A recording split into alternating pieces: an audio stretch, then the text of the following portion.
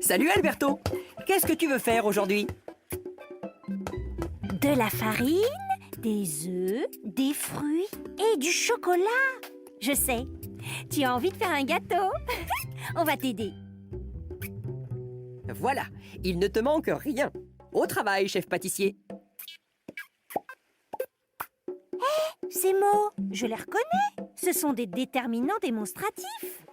Oui, ils indiquent précisément une idée, une personne, un objet que l'on voit ou dont on a déjà parlé. Mais quel rapport avec le gâteau? Je sais, ils vont nous aider à faire la recette. Il faut prendre le bon déterminant démonstratif pour le mettre devant le mot.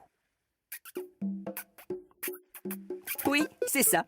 Pour faire la recette, il faut un grand saladier. C'est masculin. On dit « ce grand saladier », puisqu'on l'a déjà vu. Et dans ce saladier, tu dois maintenant mélanger la farine, le sucre et les œufs.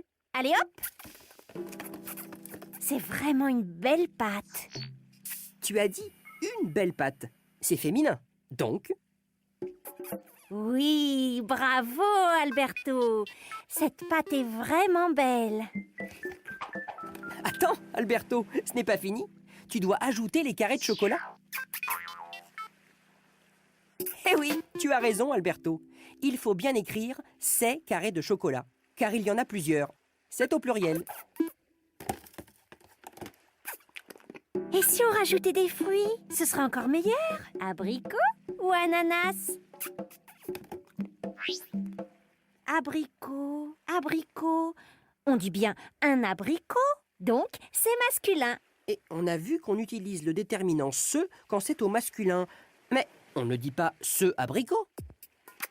Oui, on dit « cet abricot ».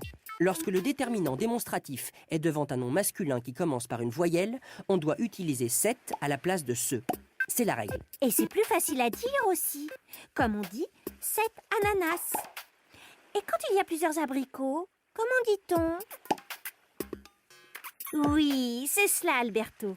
Car quand on passe du singulier au pluriel, Les déterminants démonstratifs « ce »,« cet » et « cette » deviennent « c'est ». oui, car le déterminant démonstratif s'accorde en genre et en nombre avec le nom. On va se régaler.